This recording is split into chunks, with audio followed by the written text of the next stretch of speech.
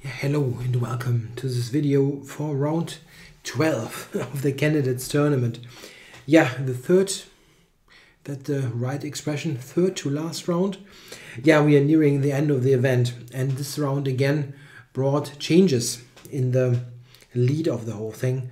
So we have some wins today. Yeah, let's see what happened. I'm going to start with Svidligiri. And this game is awfully long, really awfully long. And I'm going to keep my remarks light on this. We have, more things to look at in the other games. And yeah, let's see what happened. We have an English opening, and this time D5 is played. Surprisingly, this is the first time that this is played in this tournament. We have seen a lot of this, which is not the main line, but D5 is. And surprisingly, this is the first time that it is played. It has a very solid reputation here, this open, let's say open Sicilian reversed, and therefore surprising we see it only now. Yeah, it's a reversed dragon, yeah, with G3 here. The difference, however, to the dragon variation is that in the dragon, quite often the white side manages to castle long, and this is not something that black can do here. Yeah, he cannot play like bishop e6 and let's say castles and queen d7. Yeah, this is going to be met by aggressive play for white. This extra tempo and not having played d3 is really a huge difference. So black goes knight b6 and plays in a more modest way with short castles. b4 is the standard way for white to proceed here, playing on the queen side, and black plays like that and putting the knight on d4 after having provoked before b5. The play in this line mostly is going on the queen side and in the center. Yeah, it's a tense middle game with many pieces on the board. Knight d2, I guess. Somehow the software won't play it out. Please play. There it is. There is knight d2. Yeah, I cannot resist temptation to point out that here after knight d2 there's a very common blunder that keeps popping up in games, the move knight to d5. It looks completely normal to centralize the knight, but it has a huge issue that white can actually take with the bishop. A weird looking move, giving up the strong piece here on g2, but after the recapture and then e3, we see that black has issues with his knight. Yeah, it's in the middle of the board, but attacked now, and if you go to e6, e4 will trap this bishop. Amazing. Or knight f5, oops, is a fork. Yeah, or takes first and then forking is just as good. Yeah, it's a very common blunder. There are countless games with this move. Yeah, queen c8 played by Giri is a lot better. Yeah, just protect the b7 pawn like that. e3, knight f5, and a4 by black. Yeah, black is trying to keep this as a good target. Knight goes back to d6, and white goes knight de4.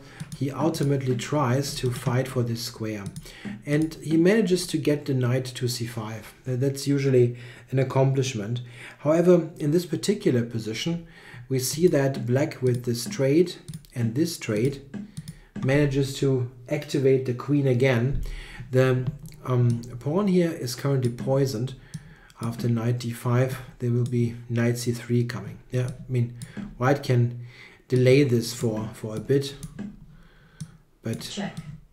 This is even worse. Yeah, so he cannot capture on c7. Yeah, bishop b2 was played. And I think around here we have a position that is probably roughly equal. Yeah, white has some play against this pawn, and black now, we see here, will line up against the d3 pawn. So it's probably a position where those weaknesses somehow cancel each other out. Giri plays f5, however. This is interesting. Now he tries to get this f-pawn into the action. And I think probably around here, Svidler plays a couple of non-optimal moves. The engine points out that white should probably just keep this tension, here this tension, and play something like f3 or queen to c2. Yeah, it's not so easy to make such a move. Keeping the tension is difficult in chess.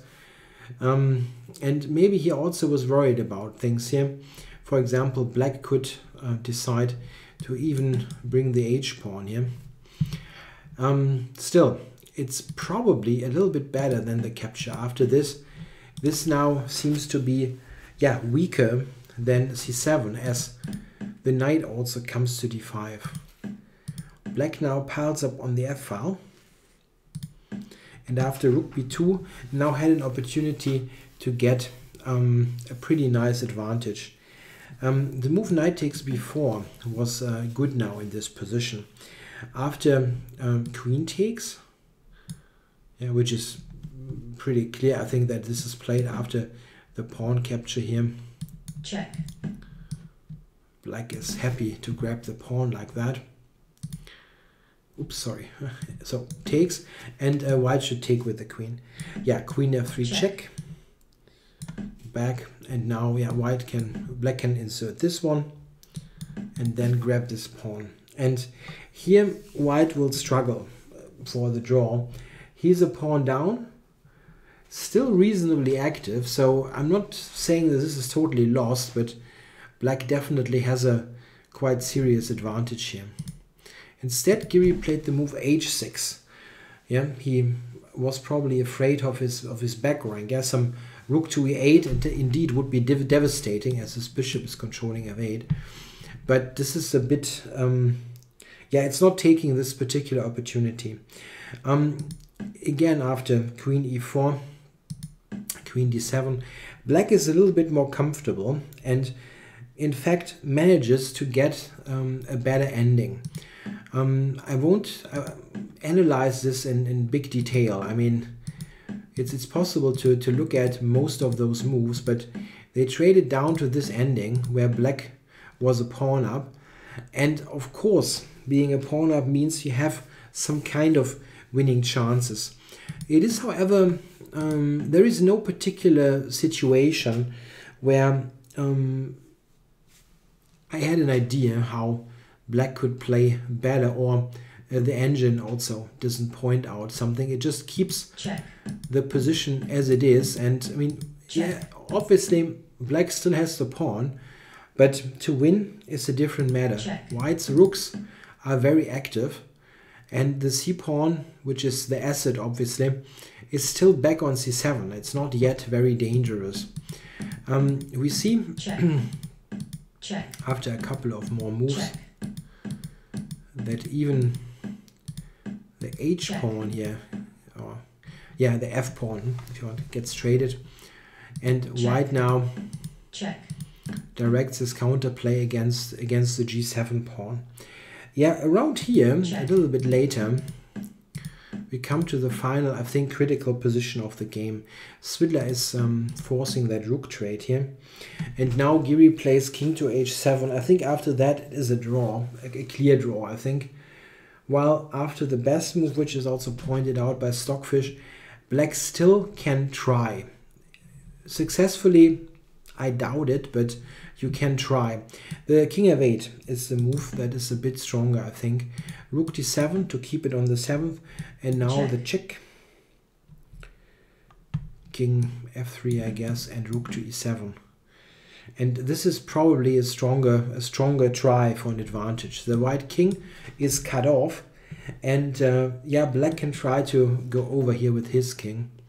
So this is giving some chances. I'm not totally sure. This is how it will continue. I'm not totally confident about how substantial black's winning chances are, but at least he has some. In the game, there is just nothing going on. And here, this is very interesting to try. In the game after king h7 and getting the king here, there is simply no winning try. The black king cannot go forward as g7 would fall, and you simply have no way to improve the position. The rook is staying on the 7th rank here, the white rook, and yeah, there's absolutely nothing that black can do.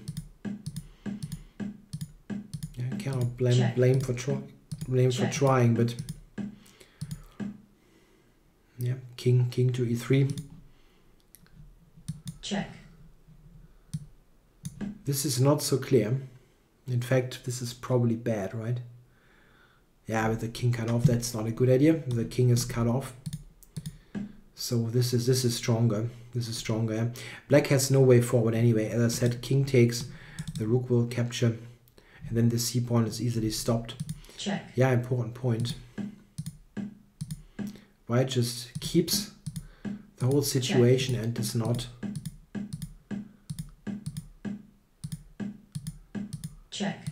alter it in any way. Check. Yeah, and here the draw was agreed. It's kind of a predictable result with Giri involved. He has now played his 12th draw in a row. Again, a game where he had some winning opportunities. If he would have just converted some of those, he would easily probably lead the event. But yeah, it simply didn't work out, and you can't blame him for trying. I mean, he tried hard in this game, but couldn't get the win in ultimately. This means, by the way, that Svidler and Giri, they both stay on 50%, and their chances of still winning the event are very, very low. Yeah, I mean, only with 2 wins now in the remaining 2 rounds there is some possibility, and this is first of all very difficult, and even if they would manage, probably it wouldn't be enough. Giri has slightly better chances due to the tiebreak, but it's very little that is possible still. Okay, next game to check is Caruana Aronian. One of the co-leaders with Fabiano Caruana, playing Aronian, who's back on 50% after he lost this dramatic game against Peter Svidler in the round before.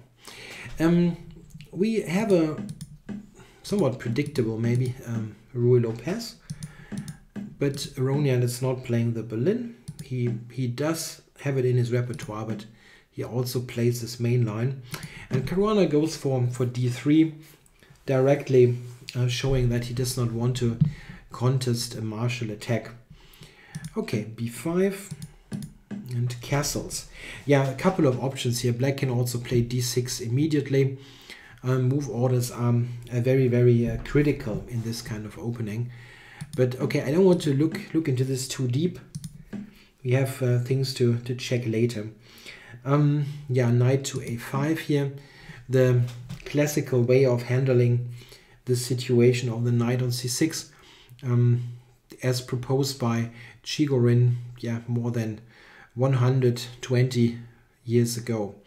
It's not the original Chigorin variation, but this is what Chigorin always did, attacking this bishop and then play c5.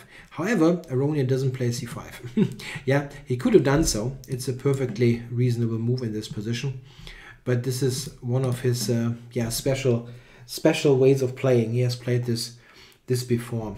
Instead of knight a5, by the way, black can also play entirely differently with knight to b8, playing in Breyer style. Yeah, also something that is perfectly viable. Okay, knight a5 and bishop to e6.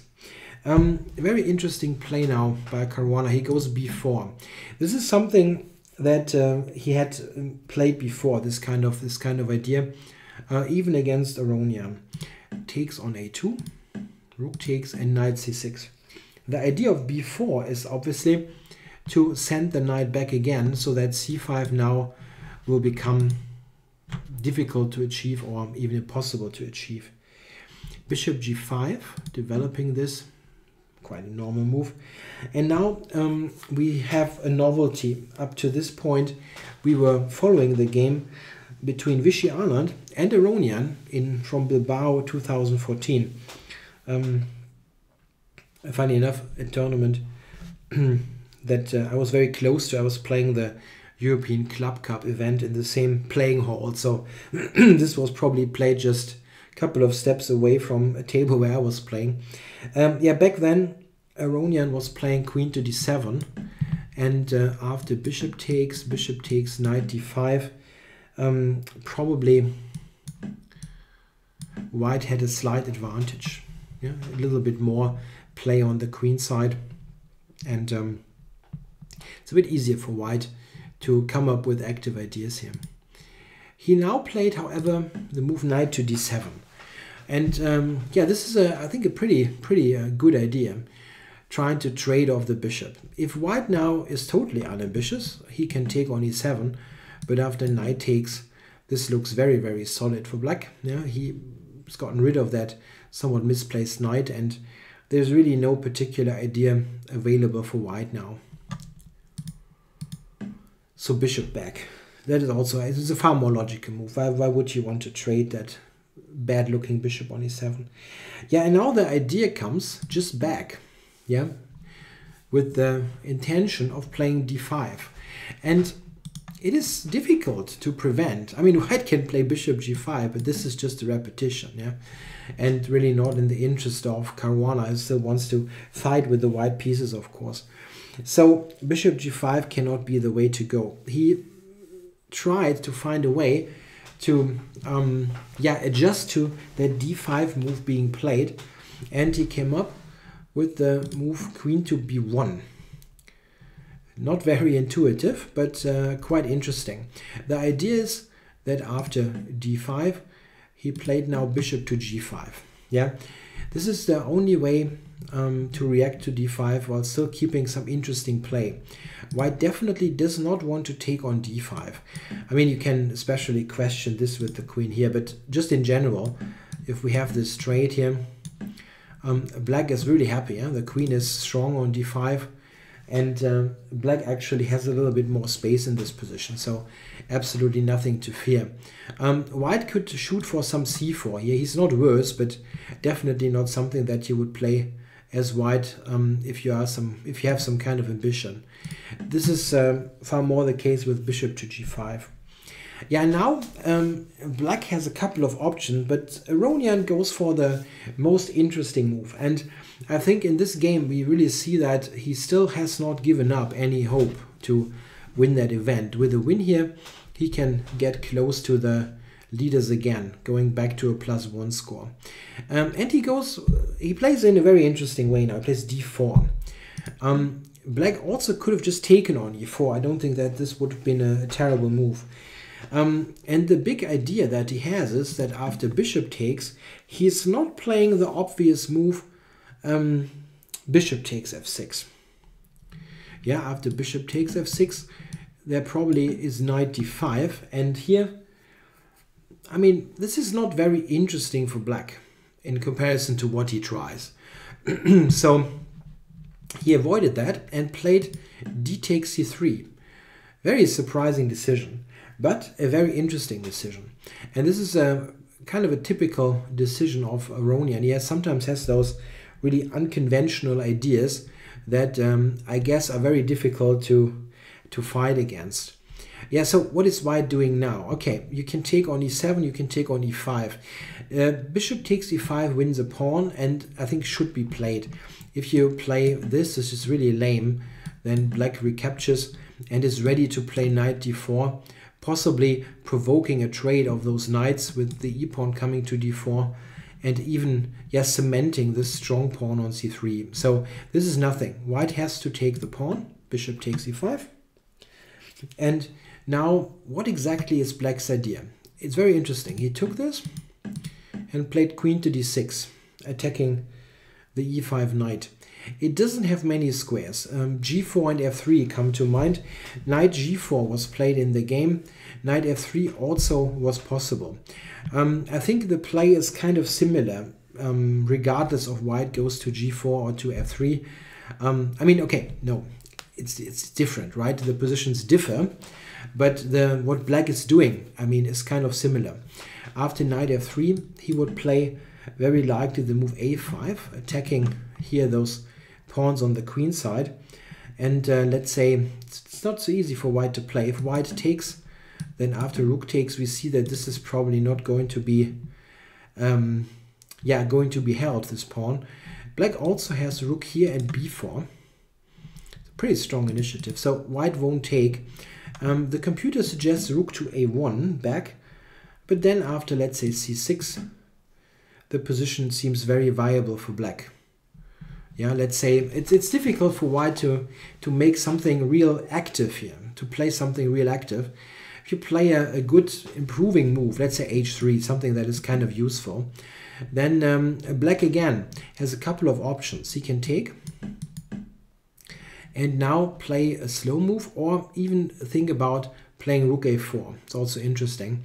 Taking on b4 actually isn't that great, as after those trades, the move knight d4 is a little bit awkward. Yeah, you have a hard time to defend those.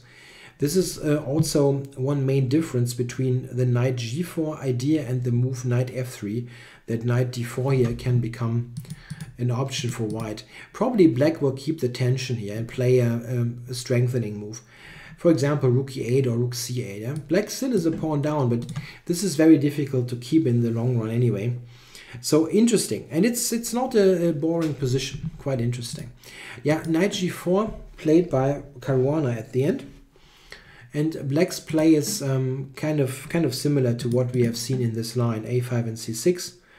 The difference is that now white has the option to play a4. He can also try the move knight f5 in this position, directly going for a trade. Yeah, knight f5. Black will play queen to e6. Check. White will capture. If he does not capture, it's not quite clear what this has accomplished. So this is the position to check. Yeah, black's idea here is that whenever white takes, after rook takes, he will have pressure against the pawn, and black is able to activate his pieces here quite a bit. Yeah, for example, queen to e5, possibly bring the queen here. Yeah, white is a pawn up, but it's not easy to play at all. I'm not sure about this position. The computer initially likes white, but I'm not sure that this is really that brilliant. Yeah, it's tricky to play. I mean, likes white means like half a pawn or so, and yeah, it's very difficult to play. I think Caruana wanted to play differently. He played this a4 move, and one idea of this is that now the queen side gets opened up, and he gets this knight on that strong central square. Also note that black's pawn structure looks a bit wrecked now. Yeah, still those pawns are dangerous. It's not like they're totally weak or anything. Yeah, this is now very interesting. Caruana now decides to take the bishop on e7. At first I wasn't quite sure if this is a great idea. I was thinking if white stays and tries to improve, let's say, what move? Some small improvement move, let's say. It wasn't clear to me how black should proceed, but black has a good option in playing rook a3. Yeah, black gets very active play with this. For example, if white now takes, I mean, this is at least a critical move. I'm not sure if it's actually the best move, but this is a critical move. And snatching this pawn, we see that after b4, knight d5, black has excellent compensation here for the pawn. One point is that he can play this move, preserving this bishop. The idea could be that after g6 and bishop g7, all of a sudden this bishop is covering this promotion square. What's definitely clear is this is not a position that white should aim for. Yeah, if anybody, black is better here. So what did Caruana do? yeah, he ultimately decided to take this bishop.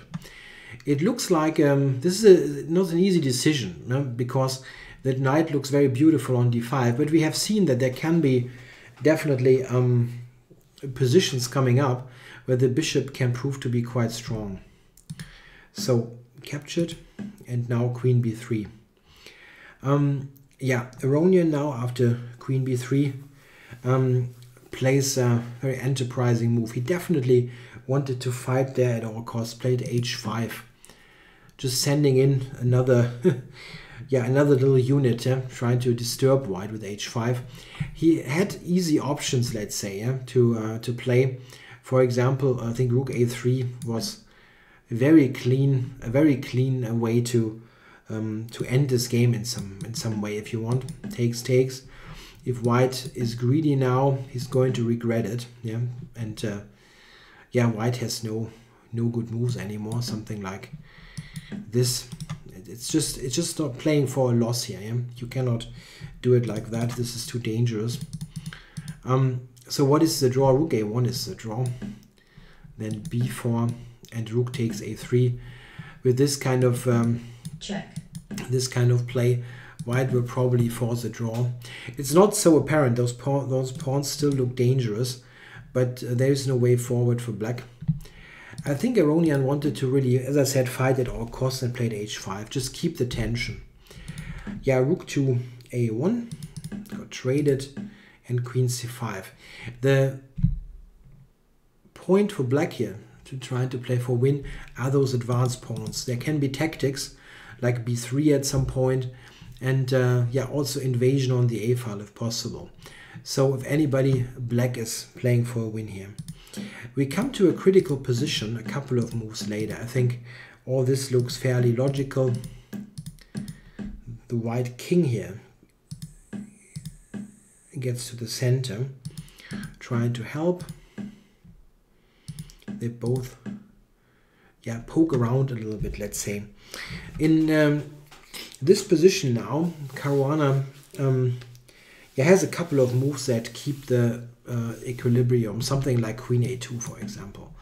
He plays a move that looks totally innocent, rook a1, but in fact, after rook a1 now, Aronian had the opportunity to win the game, flat out win the game. The thing is, this is one of those situations where if the computer points out, like minus whatever it is, people nowadays very often, yeah, are quick in arguing, why didn't he see that? It's an easy win. And the thing is, this is not an easy win. It isn't easy at all. Let's have a look. Rook takes d3 is of course the move. This is what he played, but rook takes d3. Yeah, okay. Yeah, white should take it, right? Anything else doesn't make any sense, so takes. Okay, king is in check. The first thing to check here, what happens after king to g1. This is in fact easy, and for a player of Aronian's level or any decent level, pretty easy that queen c4 wins the game now. Yeah, if white trades, then those pawns promote on their own. Yeah, this is pretty clear, right? Yeah, at one point is that after this, there's still b3.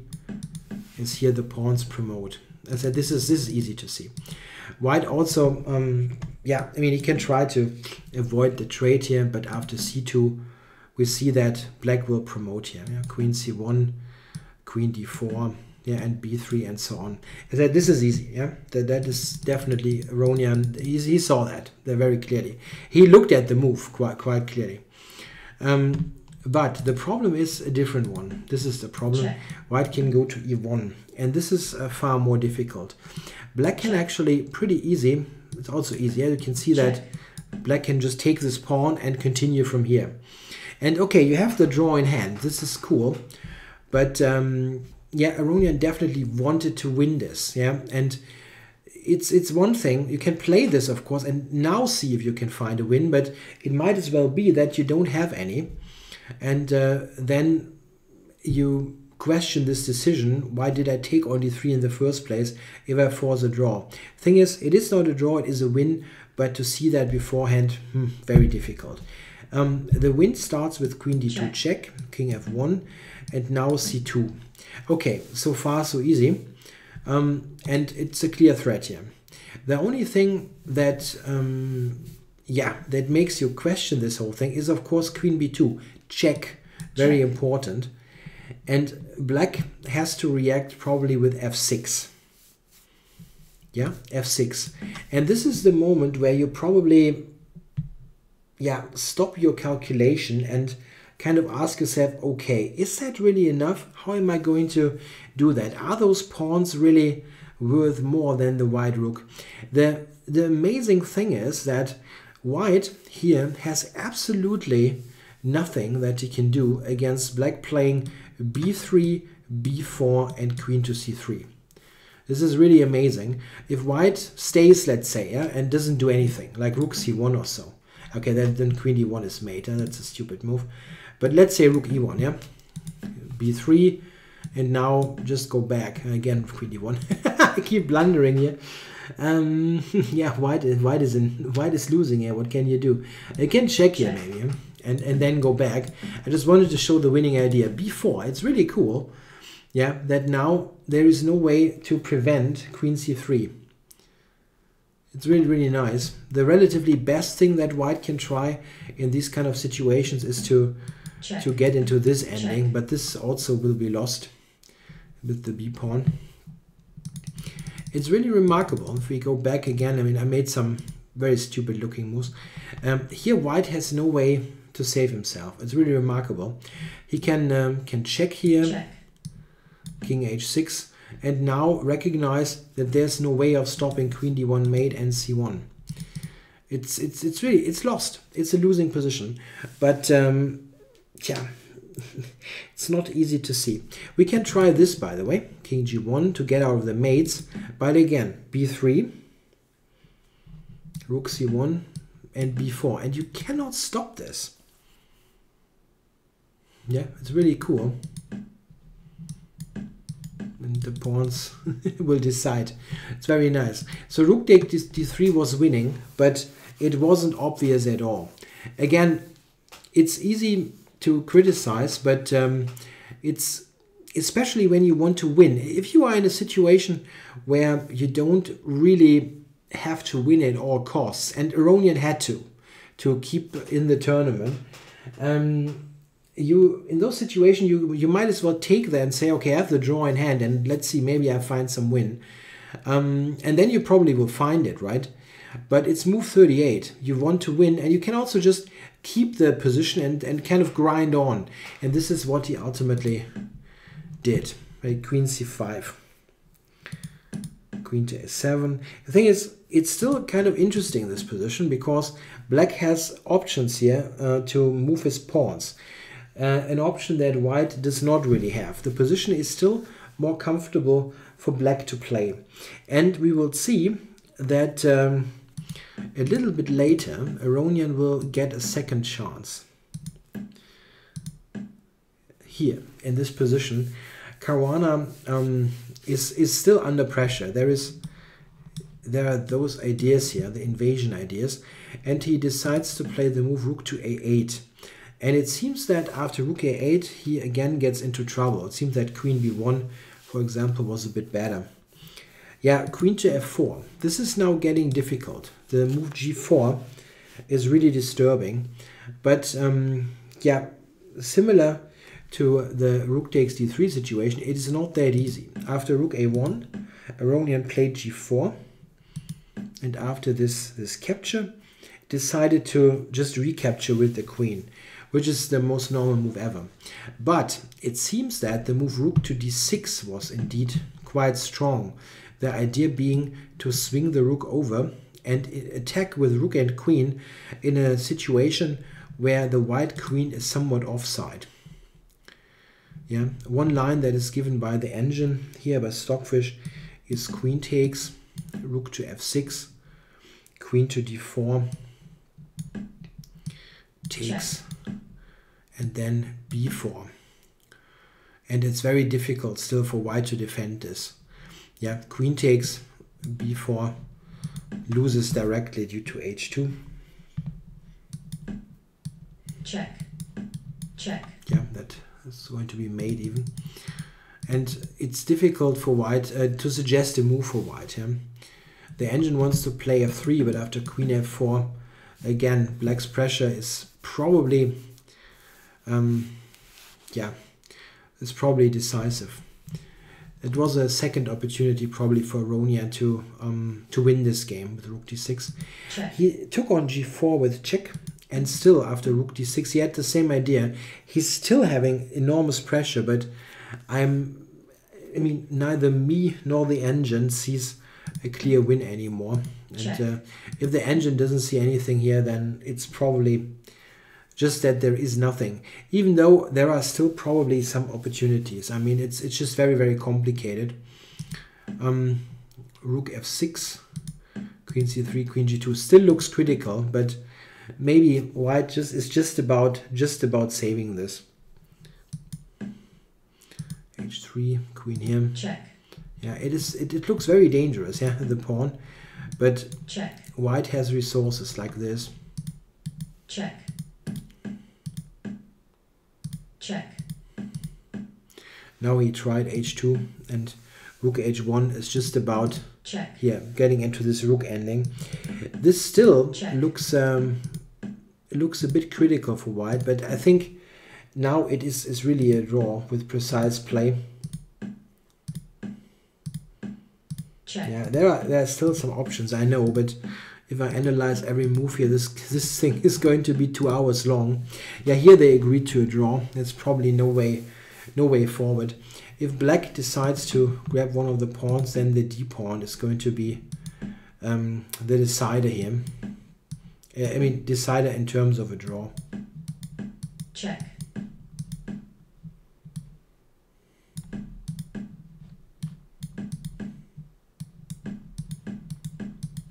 Is one way to get this to a complete draw.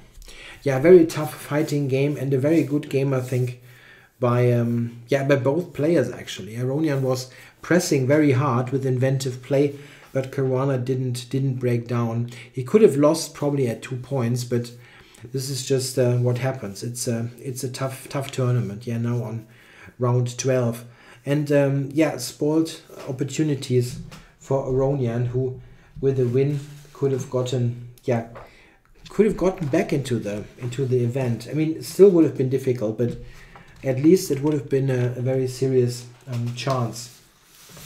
Okay, so let's have a look at the next game, which is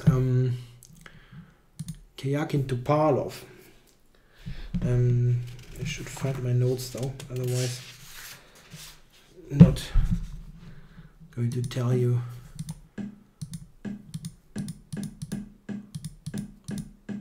More than some general ideas. Okay, so h3 is played here against the Najdorf. By the way, this is the first Sicilian we see in this event. Yeah, every game that started with 1e4 was 1e5 and was either a Spanish, a Ruy Lopez, or an Italian game. And this is the first Sicilian. Topalov, of course, is a lifelong Najdorf player in particular, so this is not a particular surprise. I still think it's surprising that in the event we have seen only e4, e5, because there are players in the event who play the Sicilian or some other openings here and there. Okay, e5 has the most reliable reputation on the highest level, but still. Okay, so we have e6 now against this h3 line. Black has a couple of options. The very topical recently was e5 and then h5 or b5. Both very interesting ways of playing. But Topalov goes e6, which is maybe the sharpest move, as it allows this g4 expansion. Knight fd7, bishop e3, bishop e7, and g5. Yeah, white is expanding on the king side. Topalov is really out for a big fight here.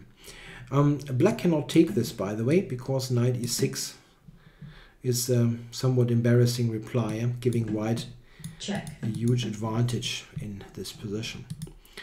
So just b5, a3, difficult for white to do without this move, and now h4. So white has gained lots of ground on the king side. It's quite funny that we basically see now a Keres attack against the Scheveningen, but with h3 and h4, yeah, white is a tempo down on this line, but still probably in rather good shape. This whole position looks dangerous for black, and Topalov in fact has experience with this position. After castles, queen d2, he had played the move knight c6 in a game against Paco Vallejo in 2012. Also looking completely normal move. He does something different in this game. He plays knight to b6. The idea of knight b6 is to get both knights in connection here with this, with a c4 square, so that a knight can come there and stay there. Yeah? He wants to really get this ambitious plan going. The drawback of this is it costs quite a bit of time, quite clearly. Still, it probably is not bad. It's just rather risky. Yeah, h5 by Karjakin, just getting the pawns going. Knight 87 and g6. White is not even bothering to castle long. He just plays these standard attacking moves as quickly as possible, trying to bust open black's king side. The next move now is risky, but probably still okay. It's actually very difficult to tell with such a position if you just invest the time that I could invest now to analyze. I assume that this is still okay. It is a risky move, but it's probably okay. Knight c5 was also possible to put more pressure on that e4 pawn. Okay, long castles. h6 also was a move, but okay, long castles. Knight bc4. Takes. This was the idea. He wanted to keep this knight on c4. Now, after queen e2, we get to the critical position of the game. And it is actually the only critical position of the game, as now Topalov played the move rook to c8. And frankly speaking, I don't understand what his idea was, because after rook c8, white plays the totally obvious move that was the idea all the time, and then black is just losing. I mean, and very obviously losing. So it's very unclear what Topalov overlooked or what his idea was. Instead of rook c8, he had still options to play a decent position, for example, with bishop f6. This is something that still works. The idea is mostly to get this nearer the king, so that h6 now can be answered with this capture. And after this, you have this as a defensive piece, so you can take on g7. White still has an attack. That's absolutely out of the question, but it's not an attack that will just win. After rook c8, white plays the standard move h6. This is totally clear that this is coming, and after that you can basically resign. I mean, it's just over. White threatens to take on g7 or take on h7. I mean, both is winning, and you simply have no defense. I mean, what he plays is he takes there and gives the exchange and is lost. So it's really a bit mysterious what his plan was. We have to see that something like this, for example, is simply not working, as white takes. Yeah, king here. Check. Takes. Check. And now here. And the idea is rook g8 and queen h6. Yeah, there's simply no defense here.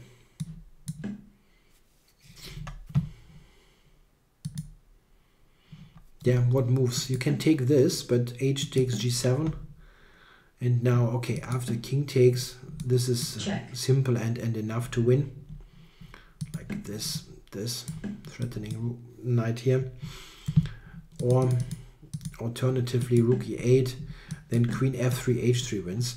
It's the mysterious thing is that h6 is kind of what else? It's a what else move, and if you have no reply to that, why do you play rook c8? So it's a bit strange. Karjakin probably was also pretty stunned that he just ignored White's basic idea, h6. Yeah, okay, h6. He had to play this in order to avoid the checkmates, but after knight e6, White is completely winning. So knight f8, bishop f8, and Karjakin definitely now doesn't want to spoil this, so just plays relatively simple, in a simple way.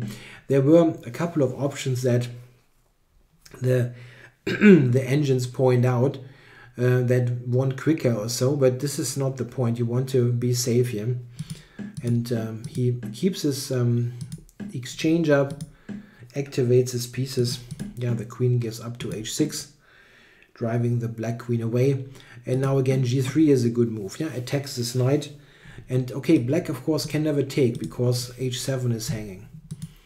So knight takes here, rook h3 covering the knight just to be sure and be ready to use the rook here on the third rank. Again threatening on h7. Now the knight is coming in to deliver the final blows. Check. And after queen c3 here, Topalov resigned. The thing is that we are threatening, White is threatening rook g6. And for example, let's say knight here, then rook g6 is check. End of game. Checkmate. One mate, or yeah, here knight f6 wins everything. So a very strange game, I think, because on that level, I mean, h6 is the totally clear threat here, and I don't see how you can play rook c8. I mean, it just basically gives White the point. Very important win, of course, for Karjakin. He had a loss in the round before against Vichy, but now is back in the hunt with +2. So he is co-leading the event again with +2. The final game to look at is the game Nakamura-Arnott. And I still totally screwed up the sorting of my notes. So let's go to Nakamura-Arnott. So here we again have a c4, e5, and Vichy playing bishop b4. That line that we have seen a number of times already in the event. Knight d5. This has been tried before in an earlier round by Topalov against Aronia. We had this e4, knight h4, and after castles, I think, what's that here actually? I think after here, I should have looked that up. I think Topalov went for knight takes b4 here against Aronia, and then played bishop g2 and d3. Well, Nakamura plays differently. He plays bishop g2, and yeah, attacking this pawn indirectly. Yeah? Taking here, taking on e4. Yeah, d6 is played. This is probably the sharpest move. There's also rook e8 here, which is the other way to protect the e4 pawn. Okay, d6, and White now played the move a3, pushing the bishop back and castles. Yeah, so this position is the first where we have to take a serious look. The move rook to the move g5. We have to look at this first. The move g5 in this position is actually a mistake. It looks like a strong move because it attacks the knight that doesn't have a square, but White has a very strong reply in d4.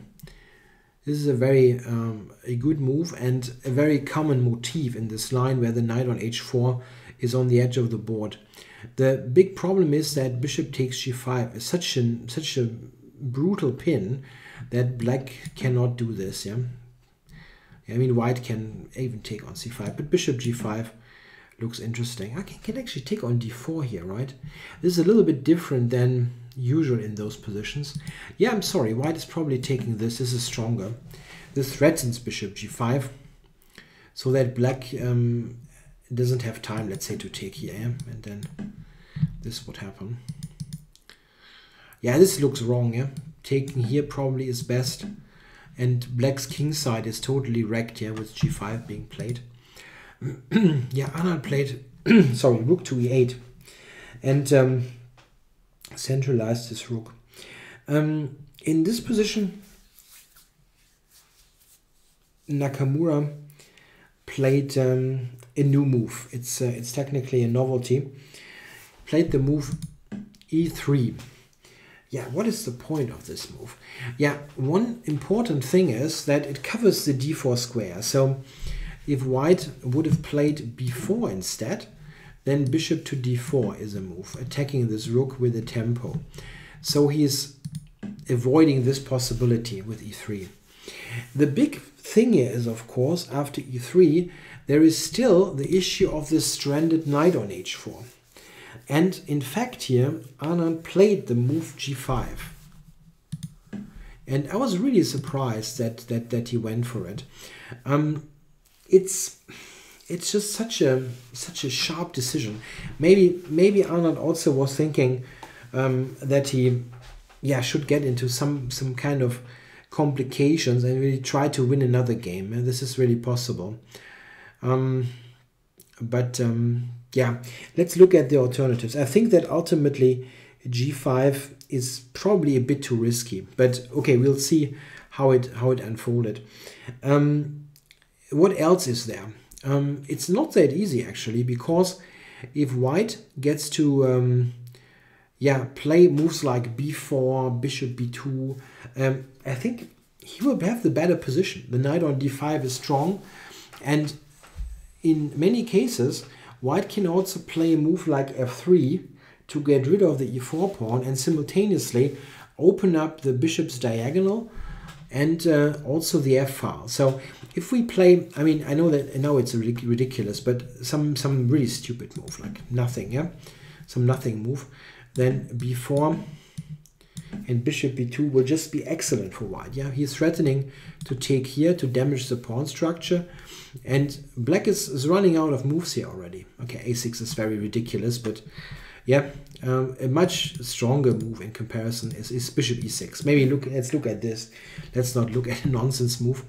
Yeah, here for example also, white could go b4, bishop back, and now a couple of interesting options.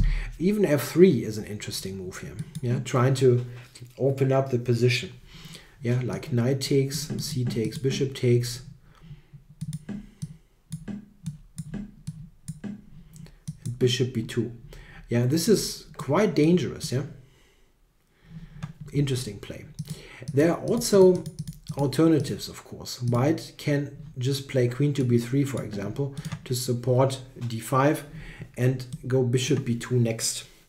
I would like white here, to be honest, but it's not probably as clear as it's not a clear advantage or anything like that. Even in this position, by the way, still g5 is possible, and after this knight d7, white can try various ways to sacrifice his piece. Yeah, he can also play this. Tons of possibilities. Anand played g5, and as I said, I think it's probably quite risky. So b4 is the idea, clearly attacking this bishop. Anand played bishop to b6. And I think after that, he's probably in real trouble. The engine gives this move. I have to say that I don't fully trust this either, but it's definitely better than what happened in the game. I mean, all this has to be taken with a grain of salt, because you have to probably look a little bit deeper to be totally sure. Okay, after the capture, what is white doing? He will play bishop b2.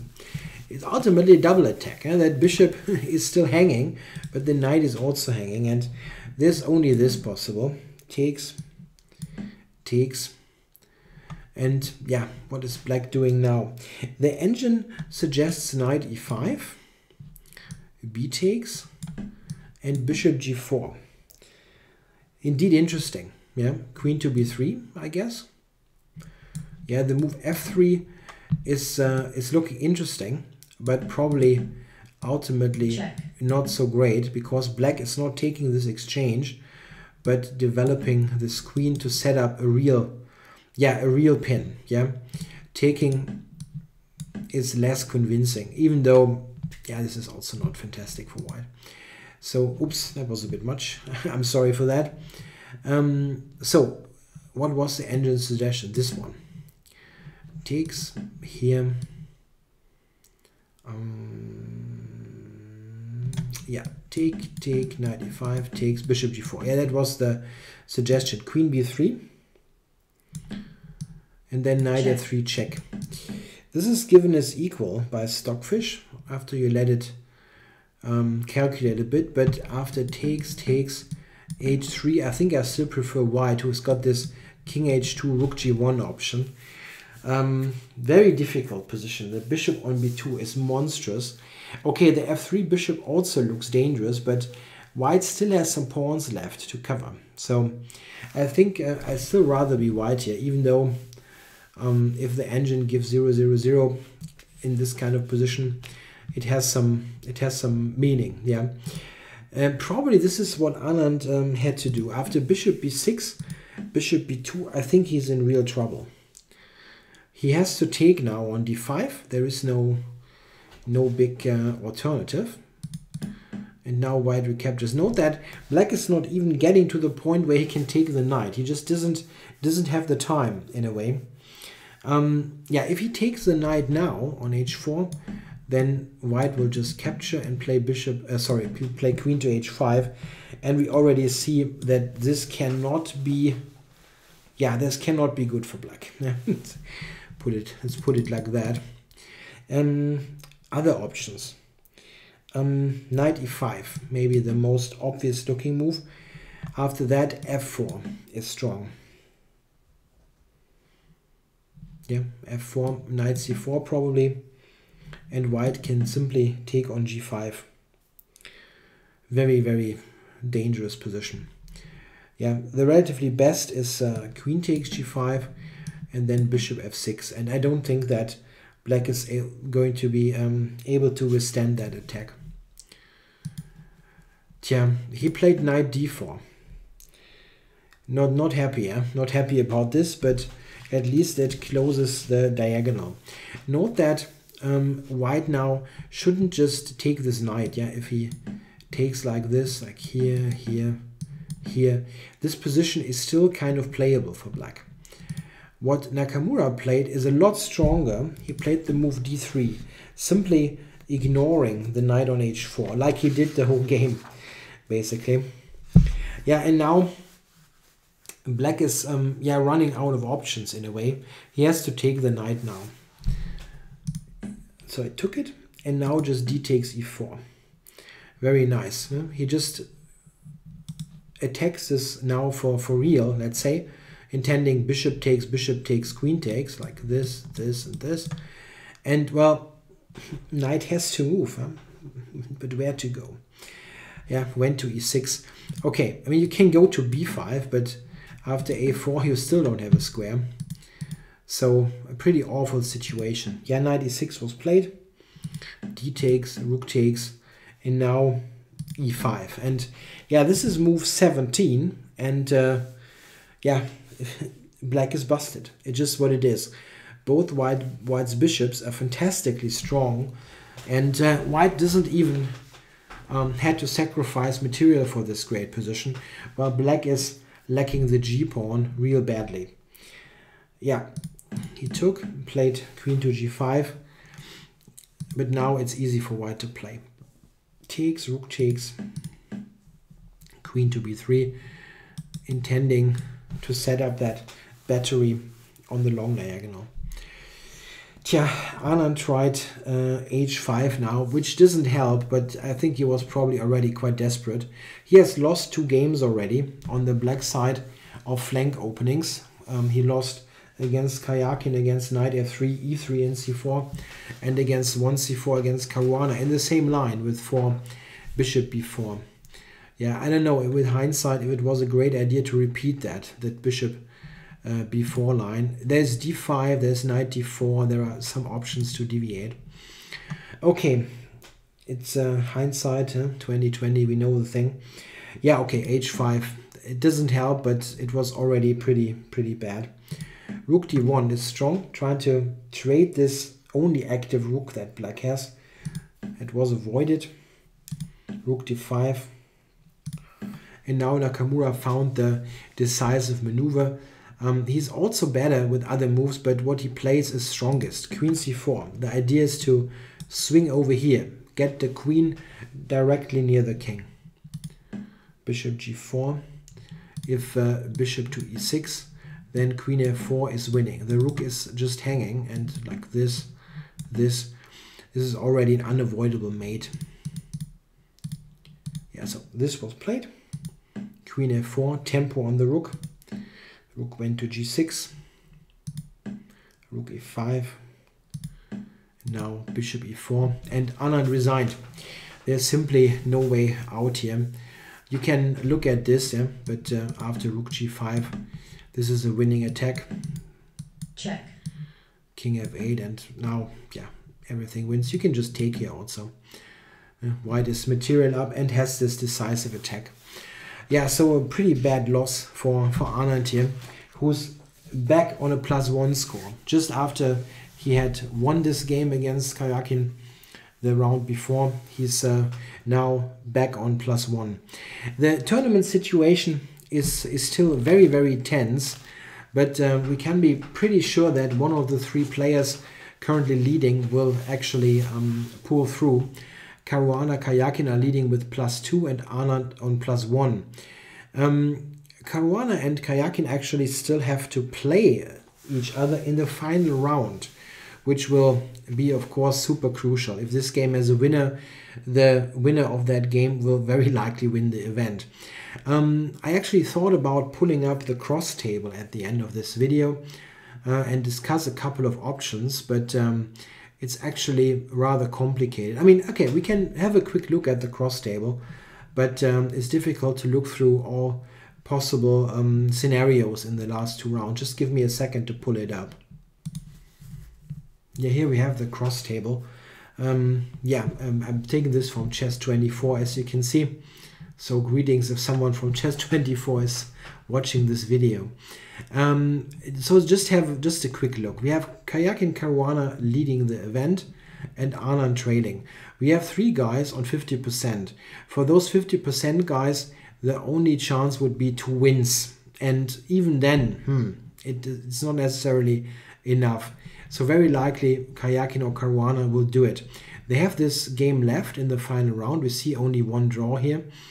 And Karjakin will still play Aronian, while Caruana has to play Svidler. For Svidler in the next round, he also still has a slight chance if he managed to win against Caruana. It's not totally... I mean, this would equal the score against him and will put them on the same points. It's not totally off, this idea that Svidler could beat him and get into the action. It is possible that one of the 50% guys can all of a sudden get into contention. Anand still plays Svidler and Giri. So Giri is notoriously difficult to beat, of course. Svidler, Anand is playing with black. Also not easy. So tall order. So for Vishy it's difficult, definitely. So Caruana Karjakin in the final round will be very crucial. But I think to go through all of the possible scenarios, especially regarding this tiebreak rules, it doesn't make sense to do this now because there are so many possible options. So we will have to look at round 13, which is going to be played on Sunday. Saturday the 26th is the rest day, and after that we can see the different scenarios. The crucial thing will very likely be if this game Karjakin Caruana, if someone just needs a draw there or not. it's probably clear that the winner will qualify, very likely at least. But the interesting point can be with various tiebreakers if a draw is enough for one of the players. For example, and I don't want to go into this any further, if we would have 4 draws in round 13, so all draws, and then we have Kayak and Caruana play against each other in the final round, there can be a very weird situation that with a draw, it looks like Kayakin qualifies because he has more wins. They have 2 draws against each other in this case. But it can happen that if Vichy catches on, that all of a sudden, he qualifies because he has more wins among them. No, I think that Caruana actually would qualify. It's very confusing. So let's not get into this. I tried to work this out, but probably failed. So we'll look at round 13, and then we'll check what kind of options there are for the final round. It's definitely a tense competition, with at least 3 players still in it. If one of the 50% guys wins in move 13, may still be interesting. Okay, I hope you enjoyed the coverage here. Thanks for watching.